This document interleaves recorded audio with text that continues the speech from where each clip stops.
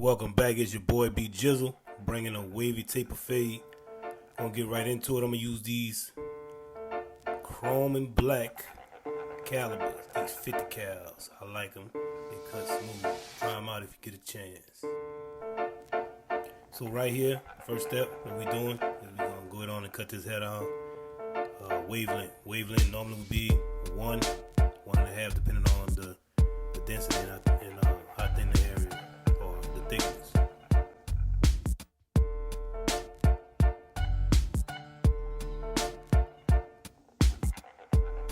When cutting the head on, be sure to make sure that the hair is all even.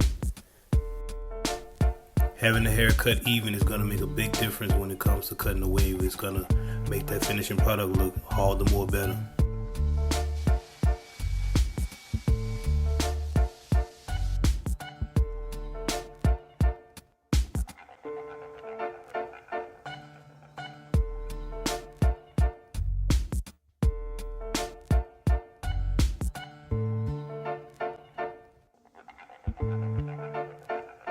Another thing I like to stress is just to make sure that when you are cutting the hair down, be sure to get around the edges of the hairline nice and smooth, because that's going to really show the transition when you edge. Now we're going to start that tapering process. I'm using my Andes wireless trimmers, creating that ball guideline across the back neckline.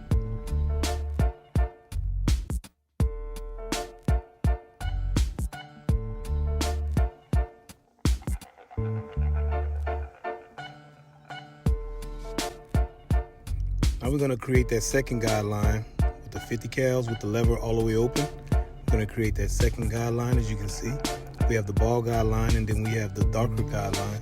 Just make sure the transition and the spacing is enough, so when you do start to eliminate the ball line, as I'm doing now, it will give you enough room to eliminate the ball line without taking the ball line up into that second guide.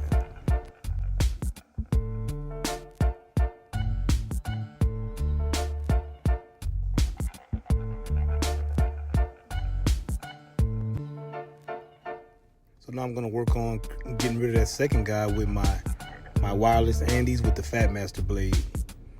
I have that lever all the way open, which is a number 2. I like to start big. 2 against the grain is actually a 1.5. Also smoothing down with the grain with the number 2, so that my line and my transition as I go against the grain and slowly, gradually start to close the lever, it'll all blend well.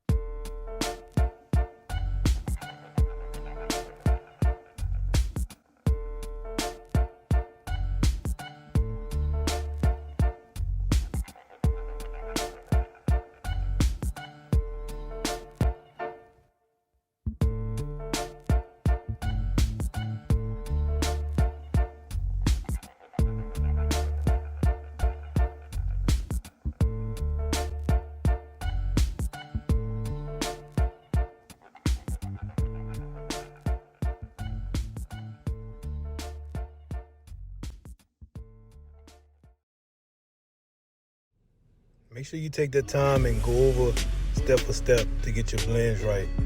A lot of times, when we think we finished, if we look in that mirror, we can always find something that needs to be fixed. So detail is what's going to take you to the next level. It's what's going to make you, it's going to put you in a class of barbers that's unmatched. So that's where you want to be. Don't hesitate about going over your work from time to time to make sure that it's perfect.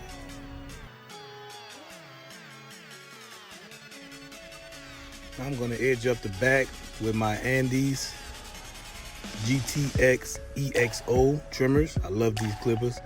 I know you've seen me use them in some of my previous videos. I can't stop talking about them. I really like them. They get the job done.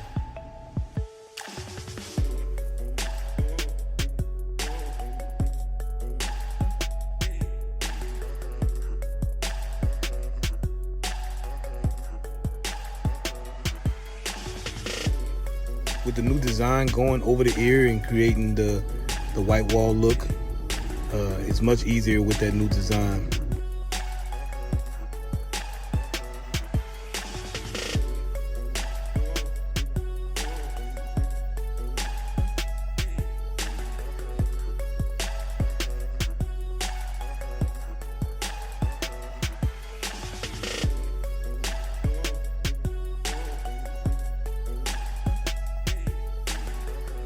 I've mentioned this before in videos. These clippers do not grab. They don't welt. They don't leave abrasions to the skin. There's no irritation to adults or kids. So fresh out the box, didn't have to do any zero gapping. They're perfect directly out the box.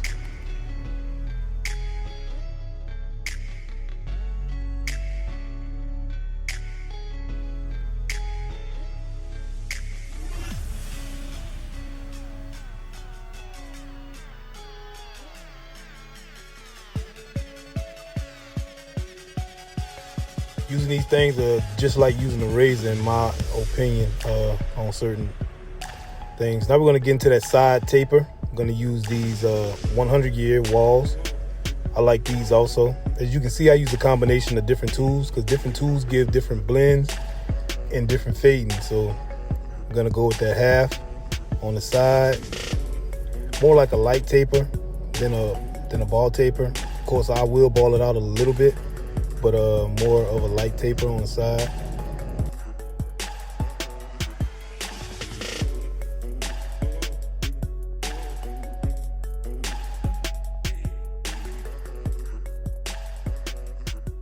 Coming back to those wireless masters with the Fat Master blade on it, using the same exact steps.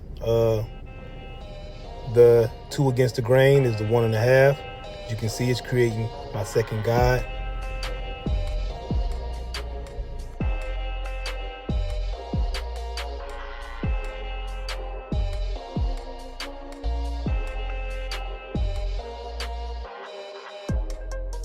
I like to tell people when cutting hair, your steps won't change. The only thing that's going to change is the grade of the hair that you're cutting.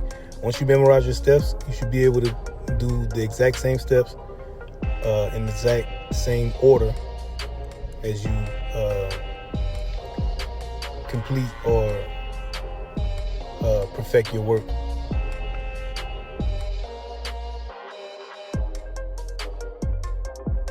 Another thing that makes a big difference is the angles that you hold the clippers at. When laying the clipper flat against the skin, that's a 0-degree angle. You can tilt the clippers up off of the skin, the actual blade, to a 45, a 90, or even a 145 angle.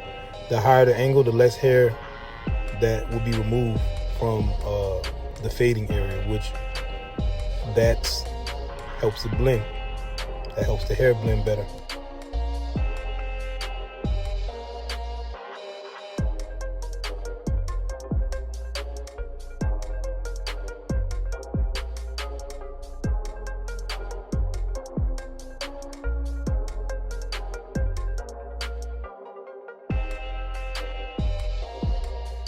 As you can see, I took those masters and I got rid of that high dark guideline. Now I'm gonna go back with my calibers to kind of detail the blending from my masters and my 100 years walls.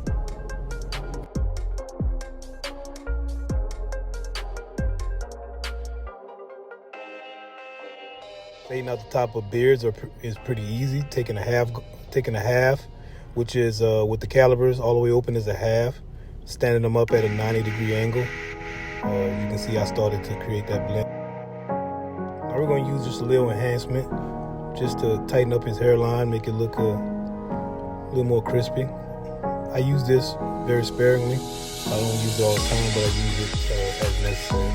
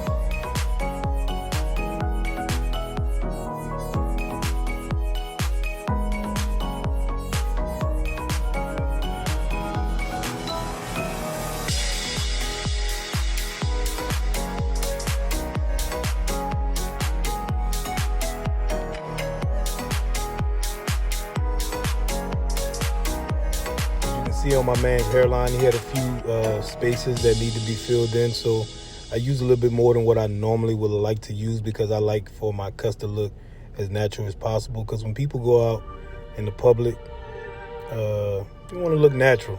I've always been about the natural and the natural look and being able to enhance the hair without actual enhancements. So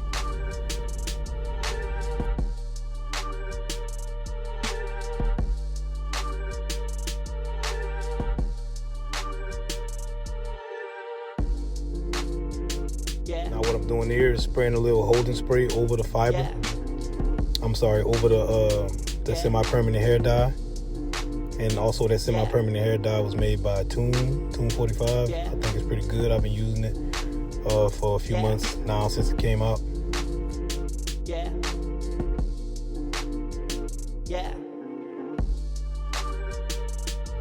Back to those trusty Andy GTX EX O's to complete the hairline transition.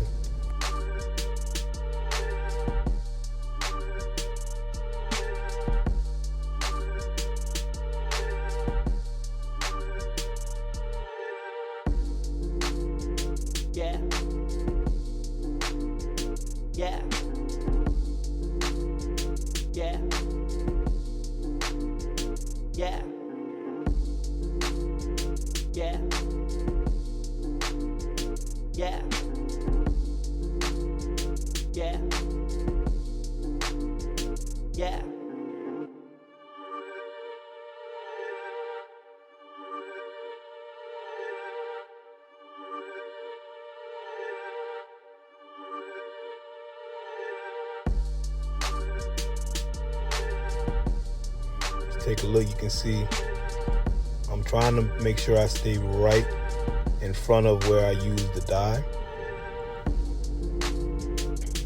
And another thing you want to be sure is when you're using the dye, you don't want to spray it on the skin. You want to kind of stay back off the edge of the hairline, no matter how thick or how thin it is. Because when you start edging up the hair, you don't want to find yourself edging up dye. The dye will not edge.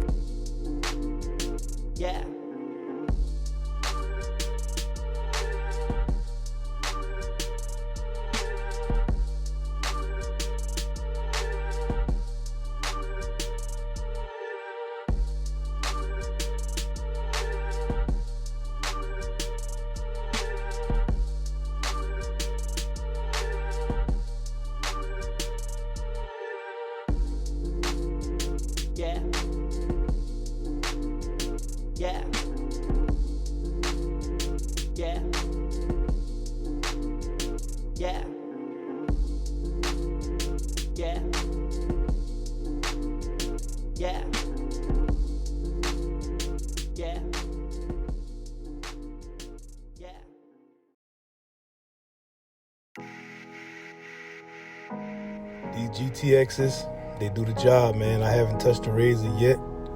Most times I will, but I just like putting these clippers on display because I think they do such a good job with edging.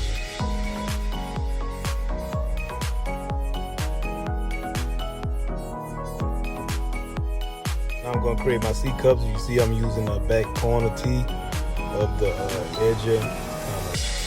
Gives it that round effect, natural round effect.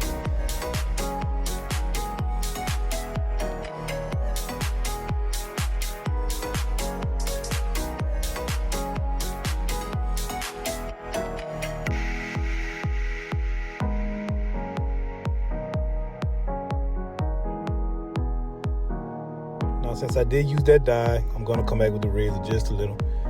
That razor is going to clear off any of the dye that may have overlapped just slightly above where I edge over with the clippers, just to add a little bit more detail. Dry razor. Now we're gonna go on and use these Incredible Hulk Green Fabulous trimmers. I barely use them, but I use them for a little detail work. They haven't been zero gap. I try to keep a couple pair not zero gap, especially for kids. I haven't had that trouble with the Andes, the GTX EXOs at all with kids. With adults and kids, they tend to give the same effect. Haven't had any issues, haven't had any whelping, bruising, or chafe skin at all.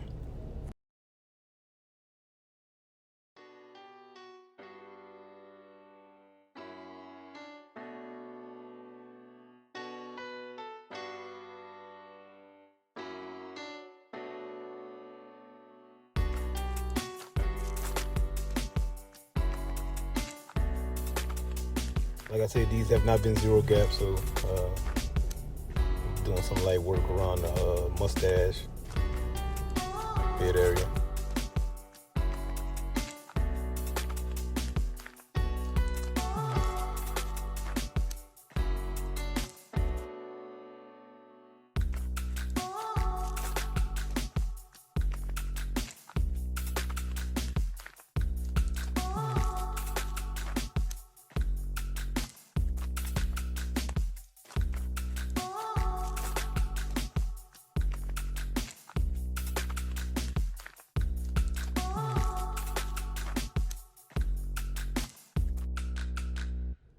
When I bought these clippers, I bought them for the color. I just wanted them because I thought that color was pretty cool.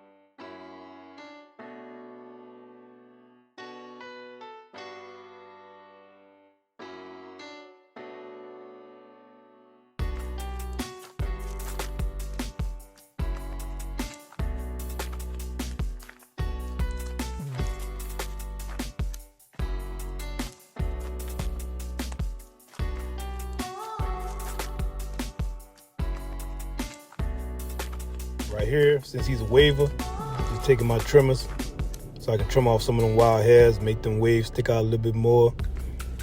And my boy fresh for the weekend. Thanks for watching my video. Please push the like button and subscribe. If you have any questions, drop a comment. And I'm out.